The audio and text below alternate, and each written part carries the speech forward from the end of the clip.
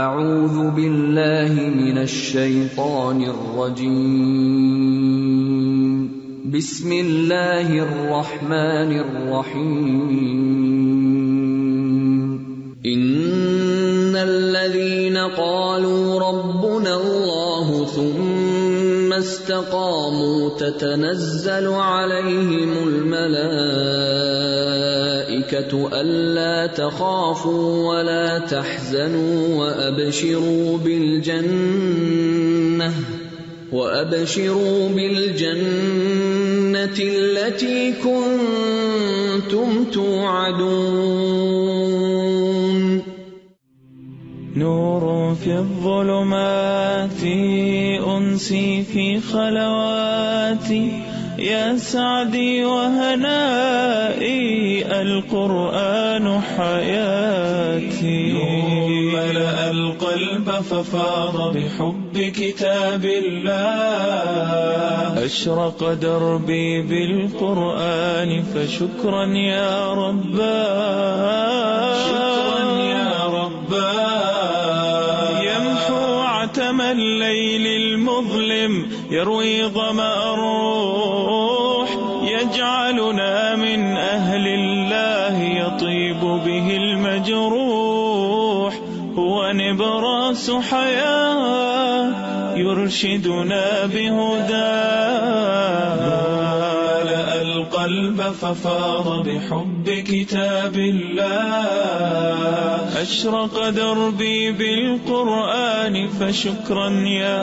رباه شكرا يا رباه يا رب فكافئ من أنشأ للتحفيظ صروح هي دور للنور وفيها عطر الطهر يفوح هيا يا من تاه فالقرآن نجاه ملأ القلب ففاض بحب كتاب الله أشرق قلبي بالقرآن فشكرا يا رباه شكرا يا رباه اليوم نكرم من حفظوا حفل ثم نروح لكن الكل لدرجات في الجنات طموح غايتنا الرحمن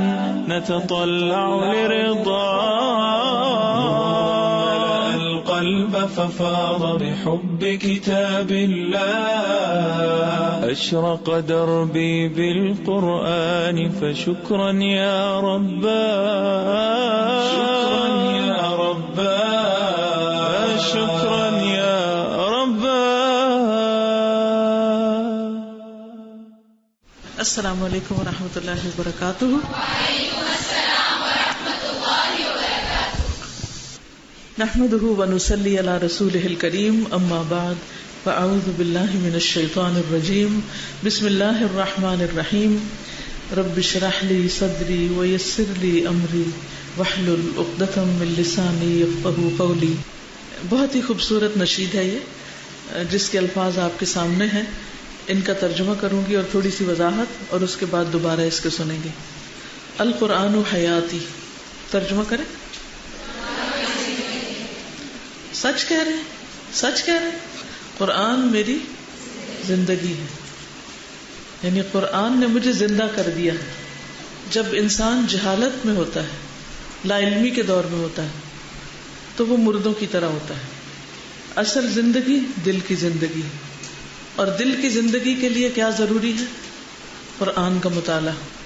اللہ سبحانہ وتعالی نے آپ پر انعام کیا, آپ پر اپنی رحمت فرمائی اور آپ کو قرآن کا نور عطا کر دیا. قرآن نے زندگی عطا کی.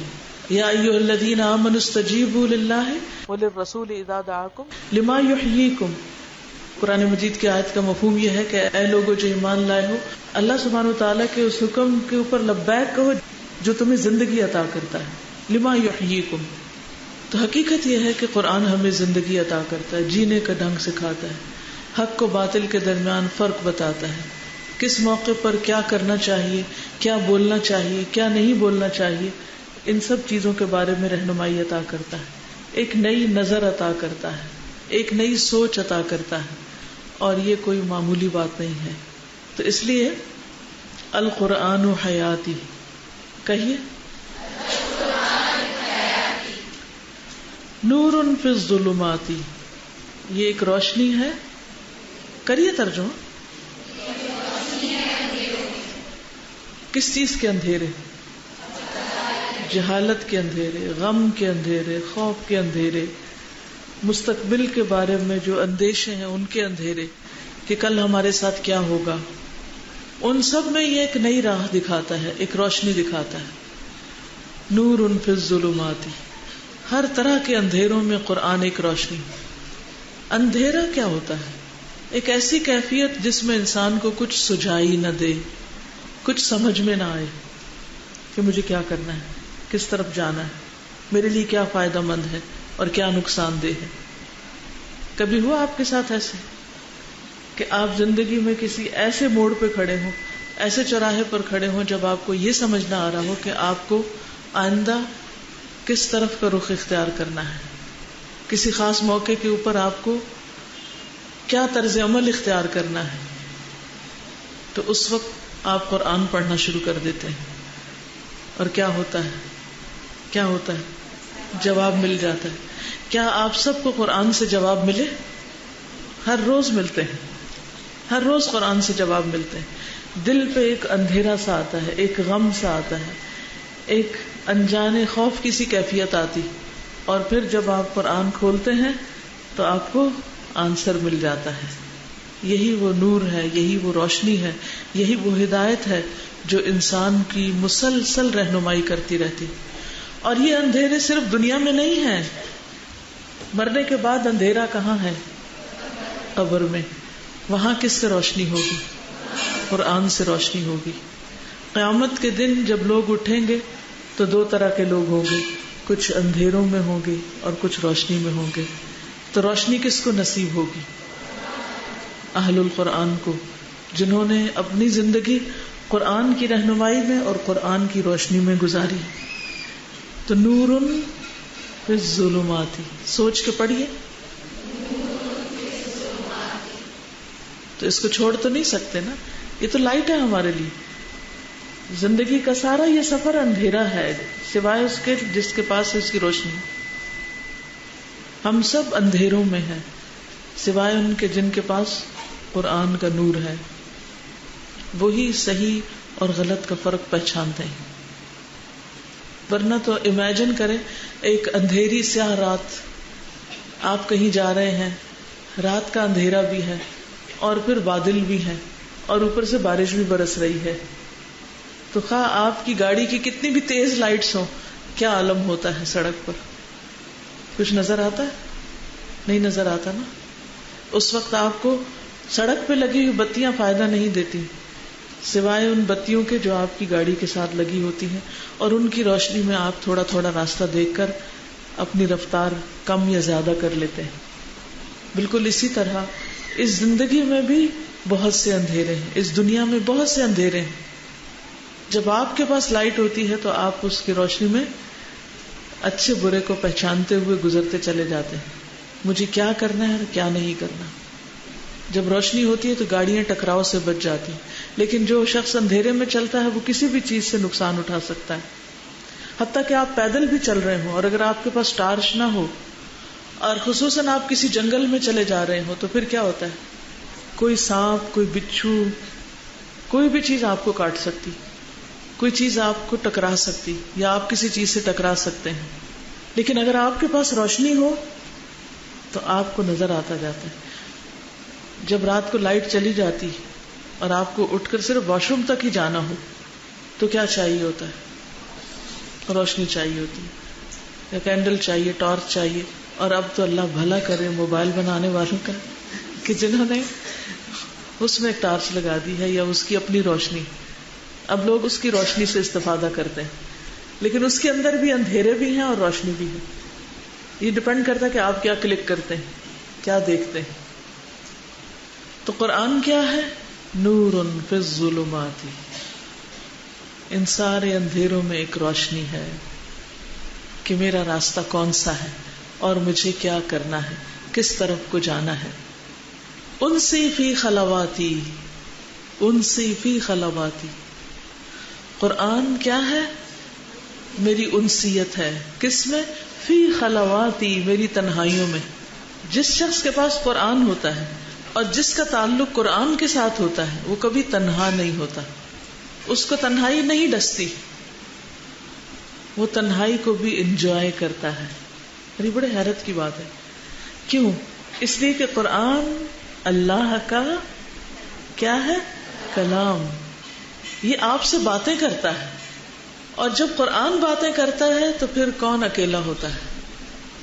آپ اس کو پڑھ رہے ہوتے ہیں اور وہ آپ کو بتا رہا ہوتا ہے، وہ آپ کو خطاب کر رہا ہوتا ہے. یا ایھا الذین آمنوا، یا ایھا الناس، بار بار پکارتا ہے اور آپ کو بتاتا ہے کہ کیا کرنا چاہیے اور کیا نہیں کرنا چاہیے. اور ویسے بھی کسی بھی وقت تک جب آپ لونلی محسوس کرنے لگے تو کسی بھی طرح قرآن سے تعلق قائم کریں، چاہے اس کی ریڈنگ شروع کر دیں، چاہے اس کی تلاوت شروع کر دیں، چاہے کوئی آپ کو سنانے والا ہو، کچھ بھی ہو، تو آپ کے اندر کی ساری وحشت ختم ہو جائے گی. کچھ لوگ زندگی میں بہت وحشت کا شکار ہیں، تنہائی کا شکار ہیں، ڈپریشن کا شکار ہیں، اور انہوں نے اپنی زندگی مزریبل بنائی ہے. کل ہم جب کراچی آ رہے تھے تو ہم 2 خواتین کے ساتھ ایک تیسری خاتون بیٹھی ہوئی تھی. تو ان سے جب گفتگو ہوئی تو انہوں نے اپنے گھر کے کچھ حالات بتائے اور اپنی ایک بہن کا واقعہ بتایا کہ جن کی بہت ینگ ایج میں شادی ہوئی تو ان کے شوہر اچانک انتقال کر گئے. ابھی کوئی بچے وغیرہ بھی نہیں تھے. تو بہت بڑا صدمہ تھا، بہت بڑا حادثہ تھا. بہرحال ماں باپ کے گھر واپس آ گئی. اس کے بعد کچھ سال کے بعد ماں باپ نے پھر سمجھایا بجھایا اور ایک ڈاکٹر کے ساتھ ان کی شادی کر دی گئی. اتفاق یہ ہوا کہ کچھ سال کے بعد ان کی بھی اچانک ڈیتھ ہو گئی. دوسری دفعہ اسی قسم کا پھر حادثہ ہو گیا. اب ایسے شخص کی حالت کیا ہو سکتی، کیا کیفیت ہو سکتی؟ غم کی، دکھ کی، پریشانی کی، کہ وہ ہر ایک سے الوف ہو گئی. دنیا کی کسی بھی چیز میں ان کا دل نہیں لگتا، سب رشتوں سے بیزار ہو گئی، کسی چیز سے محبت نہیں کرنا چاہتی. زندگی میں کوئی ہوپ نہیں، رونق نہیں، کوئی روشنی نہیں، کوئی انسیت نہیں. حل کس میں ہے؟ قرآن میں. قرآن ہیل کرتا ہے، وہ شفا ہے. آپ کو جب صدمے پہنچتے ہیں، کیونکہ تو پہنچیں گے ہی، کسی کو کسی طریقے سے اور کسی کو کسی طریقے سے، تو اس کا حل یہی ہے کہ انسان قرآن کی طرف رجوع کرے. اور جو رجوع کرے گا وہ بیماریوں سے، دل کی بیماریوں سے نجات پائے گا. اور جو اس کو چھوڑ دے گا وہ اندھیروں اور تنہائیوں میں بھٹکے گا. تو میں ایسے تمام لوگوں کو جو کسی بھی طرح کے کسی ڈپریشن کا شکار ہے، وہ کسی نہ کسی قرآن کلاس کو جوائن کر لیں، اور کچھ ہی دن کے بعد دیکھیں گے کہ ان کی دل کی حالت بدلنا شروع ہو جائے گی. اور اگر آپ لوگ بھی جو اس وقت ایمان سے بھرے ہوئے ہیں، ایک ولولے سے بھرے ہوئے ہیں اور خوشی سے بھرے ہوئے ہیں کیونکہ قرآن کی دولت آپ کو ملی ہے، اگر آپ نے بھی اس کو چھوڑ دیا تو آپ بھی اندھیروں اور وحشتوں کی طرف لوٹ جائیں گے. کیونکہ یہ روشنی ہے نا، اگر روشنی کو آپ رکھ دیں گے تو کیا ہوگا؟ اندھیرا ہو جائے گا پھر سے. یہ ایسا نہیں کہ ایک دفعہ آپ نے قرآن پڑھ لیا تو پھر ہمیشہ کے لیے بس کافی ہو گیا. یہ تو دل کی غذا ہے، روح کی غذا ہے، جسے روز انسان کو لیے رکھنا پڑتا ہے. یہ تو ہر ایک کی ضرورت ہے، ہر وقت کی ضرورت ہے. تو اس لیے انسی فی خلواتی، جو شخص اس پریشانی کا شکار ہے کہ مجھے کوئی پوچھتا نہیں، میرا دنیا میں کوئی نہیں، میں تنہا ہوں، میرا کوئی ساتھی نہیں، میرا کوئی دوست نہیں، سب نے مجھے چھوڑ دیا ہے، اسے کیا کرنا چاہیے؟ قرآن کو تھام لینا چاہیے. اور قرآن کی وجہ سے آپ کو ایسے ایسے مخلص دوست اور ساتھی اور ایسے پیارے لوگ ملیں گے کہ آپ کی ساری تنہائیاں دور ہو جائیں. یعنی خود قرآن بھی آپ کی تنہائی میں آپ کا دوست ہے، لیکن قرآن کی محبت کی وجہ سے ایسے لوگ آپ کے بہترین دوست ہوں گے جن کو آپ قرآن کی وجہ سے دوست بنائیں گے. کیونکہ آپ جن لوگوں میں بیٹھتے ہیں ان کے اندر کی کیفیات کو بھی جذب کر رہے ہوتے ہیں. آپ کو کلاس کے اندر کیوں مزہ آ رہا ہوتا ہے؟ کیونکہ سب انجوائے کر رہے ہوتے ہیں. تو جب سب انجوائے کر رہے ہوتے ہیں تو آپ بھی انجوائے کرنے لگتے ہیں، کیونکہ سب کی وائبز ایک جیسی ایک دوسرے کو آ رہی ہوتی، تو ایک پورا ماحول ہوتا ہے. یہی قرآن اگر ہم اکیلے بیٹھ کے پڑھیں تو یہ کیفیت نہیں ہوتی جو ایک مجلس کے اندر ہوتی. اسی لیے حدیث میں آتا ہے وَمَجْتَمَعَ قَوْمٌ فِي بَيْتٍ مِّن بُيُوتِ اللَّهِ یتدارسونہ بینہم الا ونزلت علیہم الرحمہ وحفتہم الملائکہ.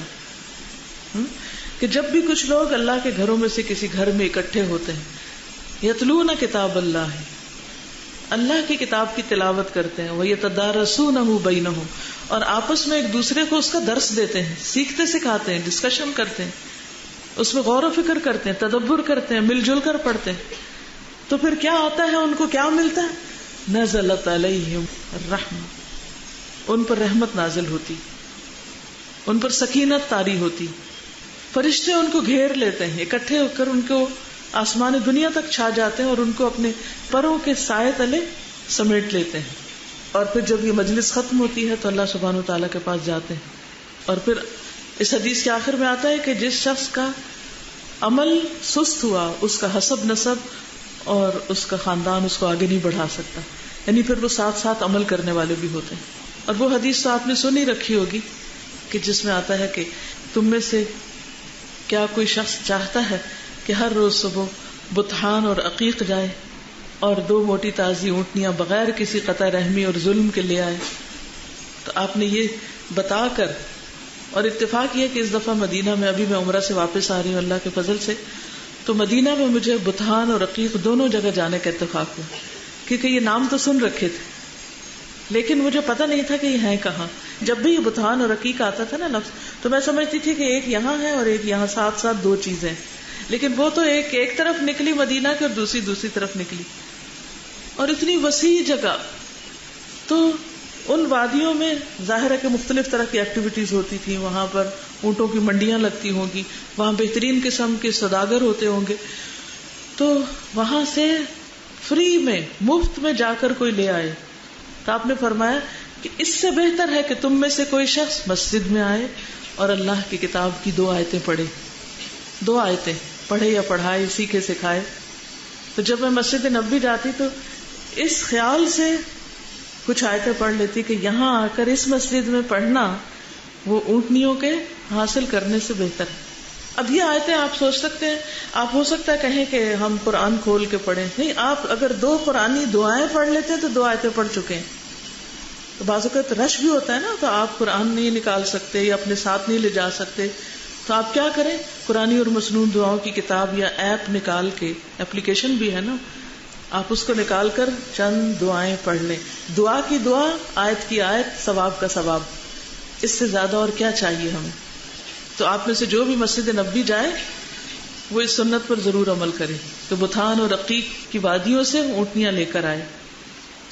تو آپ لوگ بھی ہر روز یہ اونٹنیاں سمیٹ سکتے ہیں، ہر روز، یا اپنے گھر والوں کے ساتھ 2 آیتیں پڑھ لیں، یا اپنے کولیگز کے ساتھ، جہاں بھی آپ جا رہے ہیں، اس اسکول جا رہے ہیں، یونیورسٹی جا رہے ہیں، کہیں جاب کے لیے جا رہے ہیں، شادی ہو کر کہیں جا رہے ہیں، کسی بھی جگہ، تو آپ کیا کریں، ہر روز قرآن پڑھیں.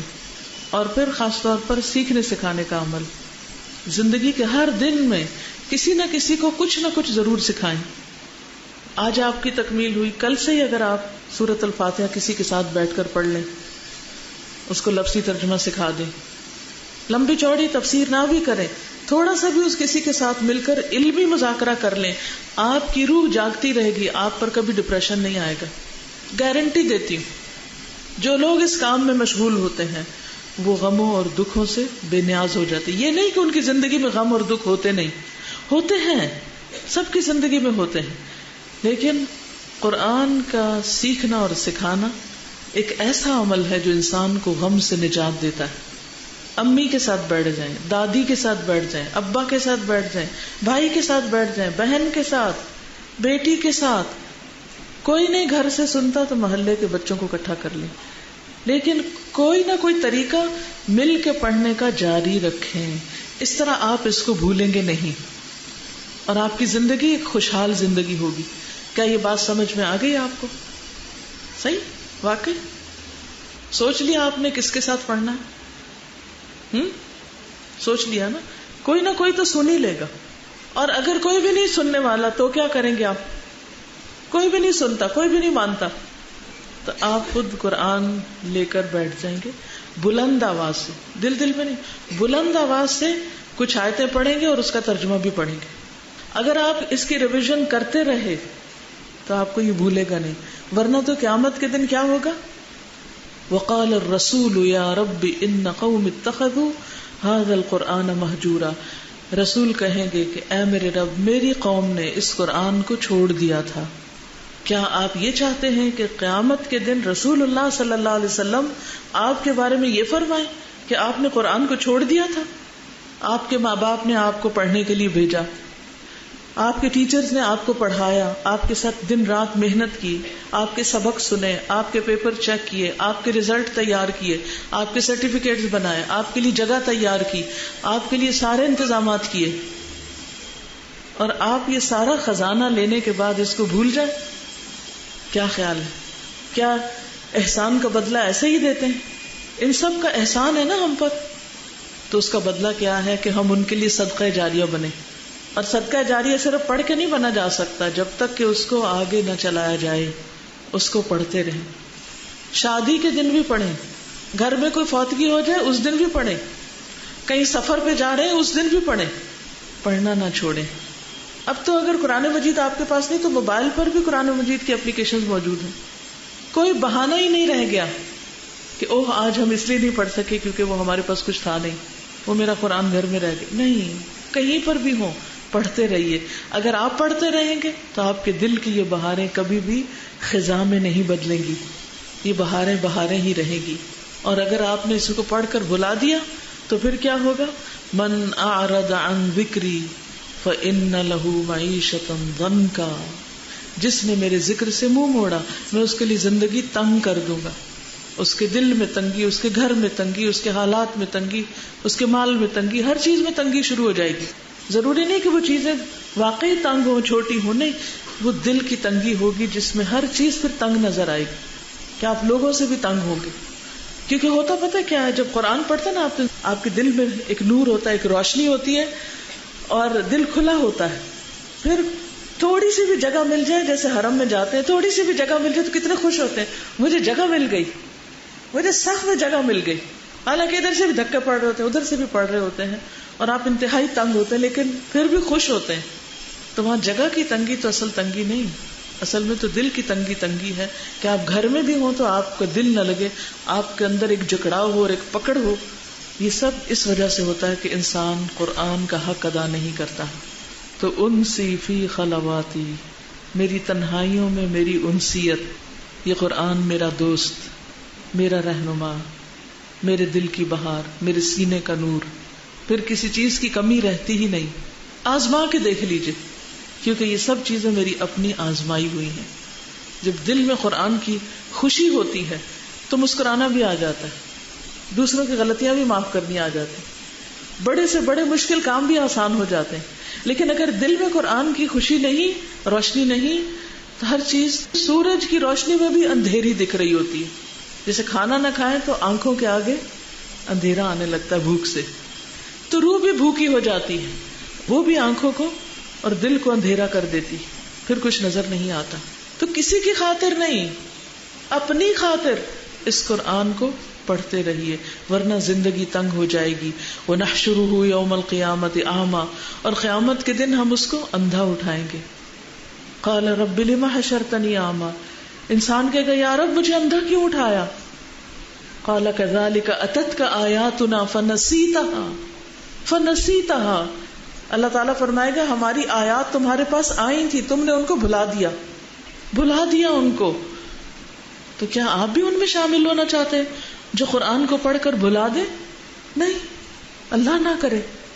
تو اس کو یاد رکھنے کے طریقے معلوم ہونے چاہیے، اور یاد رکھیے کہ اکیلے اس پر جمنا اور اس پہ چلنا مشکل ہوتا ہے۔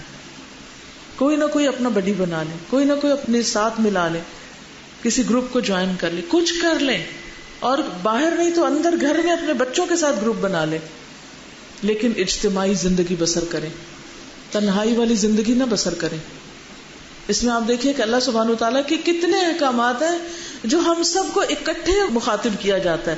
یا ایھا الذین آمنوا، کون سا صیغہ ہے؟ آمنو، جمع کا صیغہ ہے نا، تو سب اس میں شامل ہو جاتے ہیں۔ کتب علیکم الصیام ایاک نعبد و ایاک نستعین، ہر جگہ اکٹھے ہیں ہم، تو دین کا کام بھی اکٹھے ہو کر مل جل کر کیجئے. اگر آپ تنہا ہو جائیں گے تو وقت کے ساتھ آپ ختم ہو جائیں گے، آپ کا کام بھی ختم ہو جائے گا. لیکن اگر آپ کے ساتھ آپ کے ساتھی ہیں، آپ کے دوست ہیں، تو وہ آپ کے مرنے کے بعد بھی آپ کے لیے صدقہ جاریہ بنے رہیں گے. تو اس لیے اس کو چھوڑنا نہیں.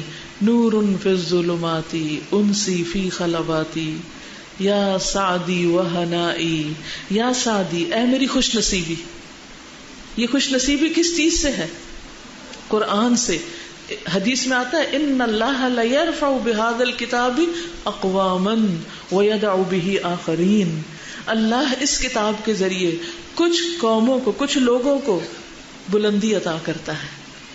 آپ کی عزت، آپ کی بلندی، آپ کا ذکر خیر آسمانوں میں کس وجہ سے؟ اس کتاب کی وجہ سے. وَيَدَعُ بِهِ آخَرِينَ، اور اسی کی وجہ سے کچھ کو ذلیل کر دیتا ہے، نیچے گرا دیتا ہے. جو اس کو پکڑنے کے بعد چھوڑ دیتے ہیں ان کے لیے پھر ذلت اور رسوائی ہوتی ہے، وہ عزت کے مقام سے گر جاتے ہیں. اس لیے یا سعدی وہنائی، اے میری خوش نصیبی اور اے میری خوشحالی. ہنا، عمدہ زندگی، خوشحال زندگی. یعنی اس قرآن کی وجہ سے میری زندگی میں خوبصورتی ہے، خوشحالی ہے، امن اور سکون ہے. کیونکہ اللہ کا وعدہ ہے کہ جو ایمان لائیں گے اور عمل صالح کریں گے، فَلَنُحْيِيَنَّهُ حَيَاةً طَيِّبَةً، ہم اس کو عمدہ زندگی بسر کروائیں گے. یعنی دنیا میں بھی اس کے لیے بہت سی انجوائمنٹ ہوگی، دنیا میں بھی بہت سی رحمتیں ہوں گی. القرآن حیاتی، قرآن میری زندگی ہے. اس کے بغیر تو زندہ رہنے کا تصور بھی نہیں کیا جا سکتا، سوچا بھی نہیں جا سکتا. اس کے بغیر تو زندگی زندگی نہیں. سوچئے کہ آپ کے دل کے ساتھ ایسا ہے، کیا ایسا عزم اور ارادہ ہے آپ کے اندر کہ یہی میری زندگی ہے، یہی میرا سب کچھ ہے؟ اور اس سے بڑھ کر بھی بہترین کوئی چیز ہے تو مجھے بتا دیجئے. اس سے اچھا کیا ہے دنیا میں؟ بتائیے مجھے. کوئی عہدہ، کوئی حکومت، کوئی منصب، کوئی مال و دولت، کوئی شہرت، کوئی چیز، کچھ بھی نہیں. ہوا خیر مما یجمعون، یہ بہتر ہے ہر اس چیز سے جسے لوگ جمع کر رہے ہیں، اکٹھا کر رہے ہیں. مال و دولت، زیورات اور پیسوں کے ڈھیر اور سواریاں اور گھر اور کپڑے اور لباس اور ڈیزائنرز کے بیگز اور جوتے، ان سب چیزوں سے بہتر ہے یہ قرآن. اس کو نہیں چھوڑنا، اس کا پڑھنا نہیں چھوڑنا، اس کا سمجھنا نہیں چھوڑنا، اس کا پڑھانا نہیں چھوڑنا، اس کو آگے پھیلانا نہیں چھوڑنا، کیونکہ یہی ذریعہ نجات ہے. پڑھیے اس شعر کو.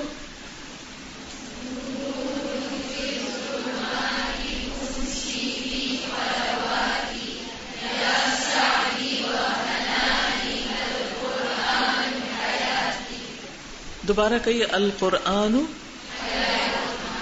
حیاتی نور ملأ القلب.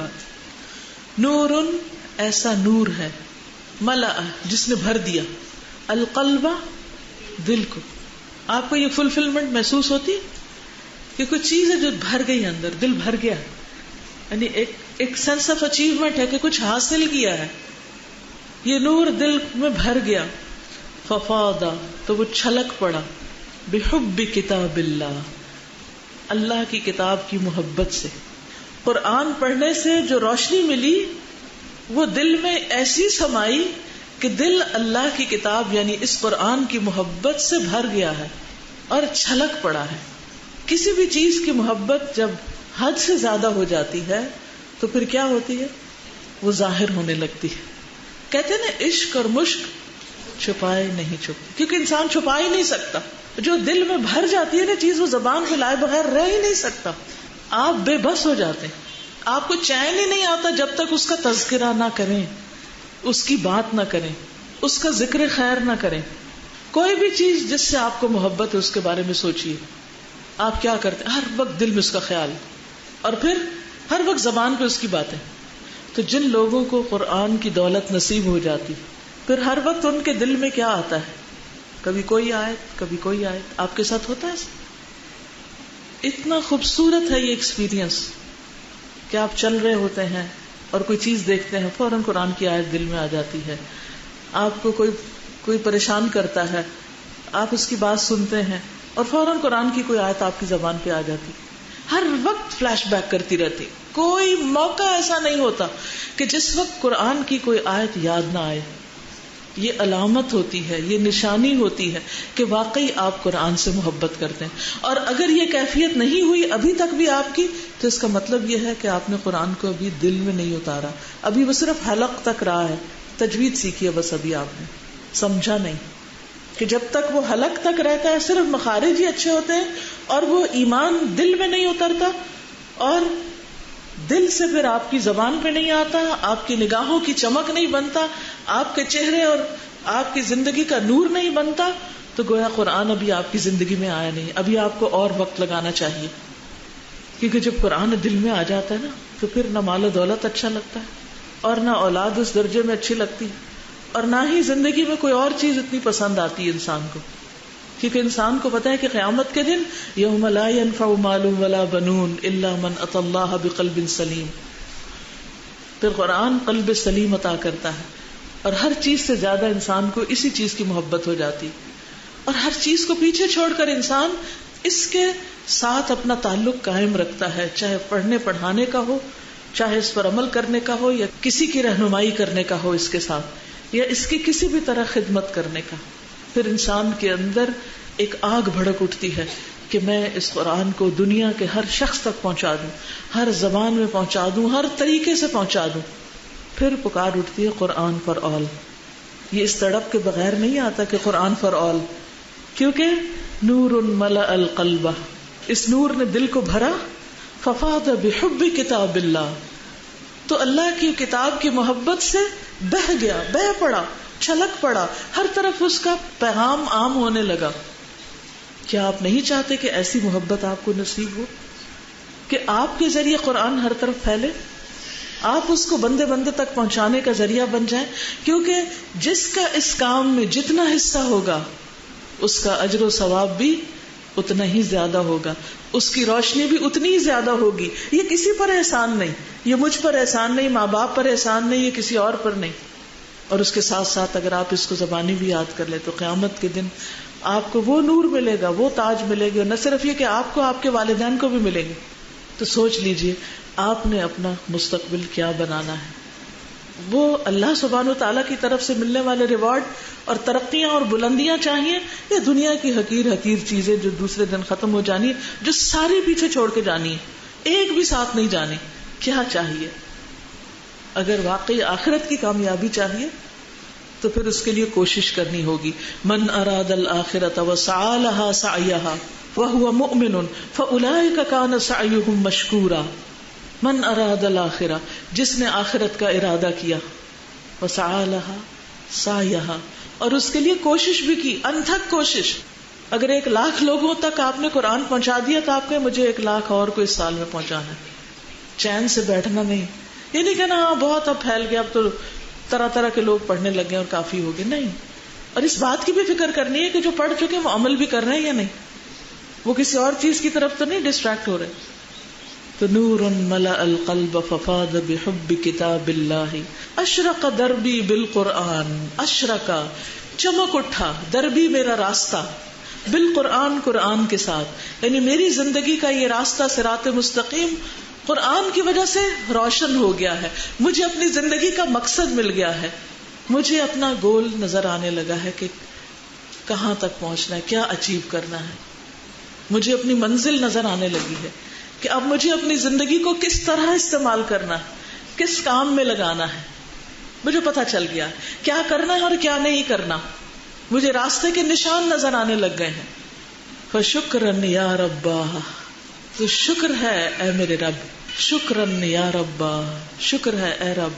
اے رب تیرا بہت ہی شکر کہ تو نے مجھے قرآن کے ذریعے منزل دی، روشنی دی. کیا آپ کے ساتھ بھی یہ ہوا کہ قرآن پڑھ کر آپ کو پتا چل گیا کہ آپ کو اس زندگی سے کیا کمانا ہے؟ کیا کمانا ہے؟ آخرت کمانی. اور آخرت میں کیا حاصل کرنا ہے؟ جنت. اور جنت میں سب سے بڑی نعمت کیا ہے؟ اللہ کی رضا. اور اگر اللہ کی رضا حاصل ہو گئی تو کیا دیکھنے کو ملے گا؟ اللہ کا چہرہ. وہ ہے ہماری منزل. کہاں اللہ کا چہرہ اور کہاں بندوں کے چہرے. ہم صرف انہی کے لیے تڑپتے رہتے کہ ان کی شکل نظر آ جائے، بیٹے کی شکل نظر آ جائے، میاں کی شکل نظر آ جائے، فلاں کی آ جائے، فلاں کی آ جائے، کہ بس یہی گول ہے. بس صرف انسانوں کو دیکھ کر ہی خوش ہوتے رہنا ہے اور صرف اسی کی تمنا کرنی اور اس سے آگے کچھ بھی نہیں. یہ تو بہت چھوٹی چیز ہے جو آپ نے اپنا ایم بنائی. یہ تو مقصد صحیح نہ ہوا. انسانوں سے بھی محبت اللہ کی خاطر کرتے ہیں کہ اس محبت سے میرا رب راضی ہو جائے، کیونکہ اللہ کی خاطر محبت ایمان کی ایک مضبوط کڑی ہے. مضبوط کڑی، مضبوط کڑی کا مطلب یہ ہے کہ مضبوط ہلکا جس کو آپ تھام لیں تو آپ پھر بھٹکیں گے نہیں انشاءاللہ. کیونکہ جس شخص سے اللہ کی خاطر محبت ہوگی وہ اللہ سے محبت کرتا ہوگا، وہ آپ کے دل میں بھی اللہ کی محبت جگاتا رہے گا. تو اس سے کیا ہوگا؟ عمل کرنا آسان ہو جائے گا. اور اگر آپ نے محبت کی ایسے لوگوں سے جو اللہ کو بھولے ہوئے ہیں، اللہ سے بہت دور ہیں، تو پھر کیا ہوگا؟ وہ آپ کو بھی بھلوا دیں گے، آپ کو بھی دور کر دیں گے، پھر آپ دنیا میں لگ جائیں گے. اور جس لمحے آپ دنیا میں لگے گویا آپ نے اپنی منزل کھو دی، آپ کا راستہ گم ہو گیا. تو اشرق دربی بالقرآن فشکرن یا ربا، فشکرن یا ربا. اور میرے عظیم رب تیرا بہت ہی شکر. یمحو عتم اللیل، یمحو عتم اللیل المظلم یروی ظمأ الروح یجعلنا من اہل اللہ یطیب بہ المجروح. یمحو، یہ مٹا دیتا ہے. کون؟ کون؟ قرآن. کیا؟ عتم اللیل، رات کا اندھیرا. یہ راتوں کے اندھیرے کو مٹا دیتا ہے. یعنی ایسے لوگوں کی راتیں روشن ہو جاتی ہیں، وہ راتوں کو بھی اٹھ کر پھر قرآن پڑھنے لگتے ہیں. المظلم، جو اندھیری ہیں، اندھیری راتوں کے اندھیرے کو ختم کر دیتا ہے، اندھیری رات کی تاریکی کو مٹا دیتا ہے. یروی ظمأ الروح، اور روح کی پیاس کو سیراب کر دیتا ہے. روح کی پیاس کو سیراب کر دیتا ہے. جب روح پیاسی ہوتی ہے تو پھر انسان کی کیفیت کیا ہوتی ہے؟ کوئی بتائے گا؟ قرآن جب تک نہیں تھا زندگی میں تو زندگی کیسی پھیکی پھیکی تھی. کبھی میوزک سے دل بہلانے کی کوشش کر رہے ہیں، کبھی پارٹی سے، کبھی اس سے ملاقات کر، کبھی اس کو فون کر، کبھی بازار میں شاپنگ کر بلا ضرورت، کبھی کچھ کر کبھی کچھ کر، لیکن دل کی پیاس بجھتی ہی نہیں. ہاں جب قرآن آیا تو وہ پیاس بجھ گئی. اب ان چیزوں میں رغبت ہی نہیں رہی. اب وہ چیزیں بس زندگی کی ضرورت محسوس ہوتی ہیں، بس اس سے زیادہ کچھ بھی نہیں. کسی بھی ایک عام شخص سے پوچھیے کہ اگر آپ کو سعودی عرب جانے کا موقع ملے حج عمرے کے علاوہ، آپ کیا کریں گے؟ کیا کریں گے؟ شاپنگ. اس دفعہ میں تقریباً 20-21 دن رہی ہوں وہاں پر. 20-21 دن سوائے بک سٹورز کے میں ایک بھی دکان میں نہیں گئی. میری بیٹی مجھ سے کہتی رہی کہ ایک دفعہ آپ چل کے دیکھیں تو صحیح، ہو سکتا ہے کوئی چیز آپ کی ضرورت کی ہوگی. میں نے کہا فی الحال تو مجھے کہیں کوئی ضرورت محسوس نہیں ہو رہی. میرے پاس زندگی کی ساری بنیادی ضرورتیں موجود ہیں، مجھے اپنا سامان نہیں بڑھانا، مجھے نہیں چاہیے کچھ. جب اللہ تعالیٰ اپنی خاص مدد کے ذریعے میری ساری ضرورتیں پوری کرتا ہے تو میں کیوں جاؤں بازار؟ کیا خریدنے جاؤں؟ چاہیے ہی نہیں کچھ. اور کتابوں کی دکانوں پر آپ لوگوں کو ذہن میں رکھ کے نئی نئی کتابیں دیکھتی رہی کہ اچھا عقیدہ واسطیہ اور مقاعد الشیطان کے بعد اب آگے کیا پڑھانا ہے اور کس طرح سیراب کیا جا سکتا ہے پیاسی روحوں کو.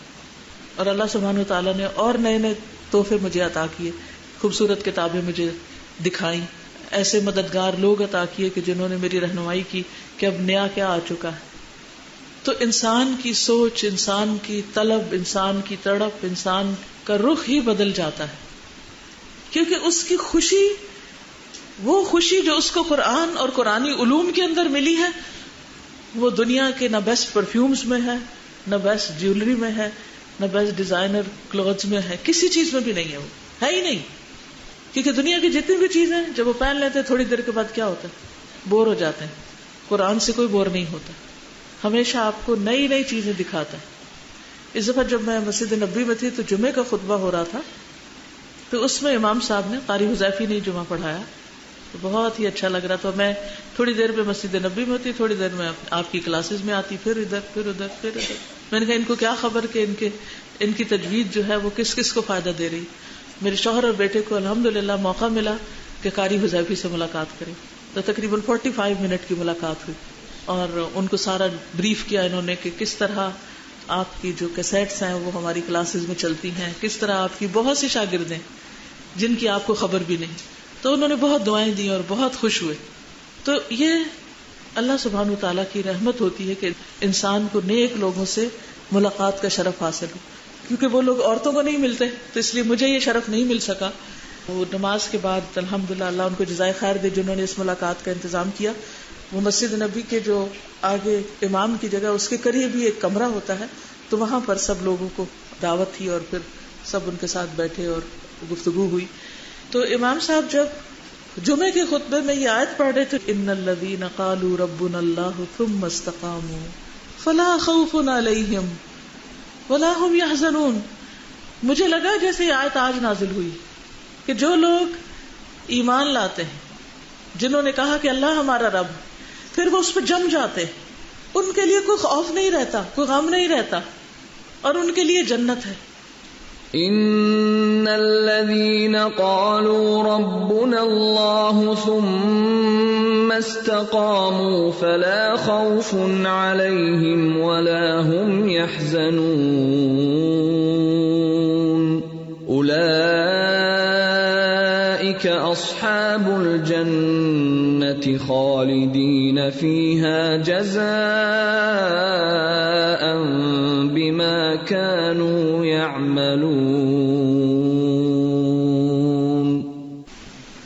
یہ سورۃ الاحقاف کی آیت نمبر 13 ہے. ان الذين قالوا ربنا الله ثم استقاموا فلا خوف عليهم ولا هم يحزنون. بے شک وہ لوگ جنہوں نے کہا کہ اللہ ہمارا رب ہے, پھر وہ اس پہ جم گئے. یعنی آپ لوگ قرآن پڑھنے کے بعد اس راستے پر جم گئے. فلا خوف علیہم, تو پھر کیا نہیں ہوگا, خوف نہیں ہوگا. آپ کو ڈر لگتا ہے, مختلف چیزوں سے لگتا ہے, وہ آہستہ آہستہ دنیا کے ڈر بھی ختم ہو جائیں گے, قبر کا ڈر بھی ختم ہو جائے گا, آخرت میں جو ہال ہے جس میں لوگ مبتلا ہوں گے وہ بھی ختم ہو جائے گا, آپ وہاں بھی امن چین سے ہوں گے. ولا هم يحزنون, ان کی زندگی میں غم نہیں ہوگا, غم بھی نکل جائیں گے. یہ سارے غم آتے ہی اس وجہ سے ہیں کہ ہم قرآن کو چھوڑ دیتے ہیں. اولئک اصحاب الجنہ, اس استقامت کا بدلہ کیا ہے, یہ جنت والے لوگ ہیں. خالدین فیہا, اس میں ہمیشہ رہنے والے. جزاء بما کانوا یعملون, یہ بدلہ ہے اس چیز کا جو وہ عمل کرتے تھے. تو آپ نے قرآن پڑھ لیا, اب وقت ہے عمل کا, کام کرنے کا. لیکن اگر آپ نے یہ راستہ چھوڑ دیا, قرآن کو بھلا دیا, قرآن سے تعلق ختم کر لیا, ادارے سے تعلق ختم کر دیا, ان دوستوں سے دوستی ختم کر دی جنہوں نے آپ کو اس راستے میں سپورٹ دی, تو آپ وہیں جا کھڑے ہوں گے اسی پستی میں جہاں سے آغاز ہوا تھا. پھر کوئی آپ کو اس سے بچا نہیں سکے گا. دوبارہ زندگی میں خوف اور غم کے سائے آ جائیں گے. یاد رکھیے, اس کا حل صرف اور صرف یہ ہے کہ انسان اس کو مضبوط تھام لے. والذین یمسکون بالکتاب, والذین یمسکون بالکتاب, جو لوگ کتاب کو مضبوط پکڑتے ہیں. واقاموا الصلاۃ, اور نماز قائم کرتے ہیں. وآتوا الزکاۃ, زکات دیتے ہیں. انا لا نضیع اجر المصلحین, ہم مصلحین کا, اصلاح کرنے والوں کا اجر ضائع نہیں کریں گے.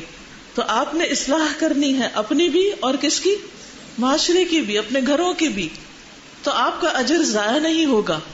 لیکن اگر آپ نے اس کتاب کو چھوڑ دیا تو پھر یہ ریوارڈ آپ کے لیے نہیں. تو اللہ نہ کرے کہ ہم ان لوگوں میں ہوں جو قرآن پڑھ کے بھلا دیتے ہیں اور قیامت کے دن پھر اندھے اٹھائے جاتے ہیں.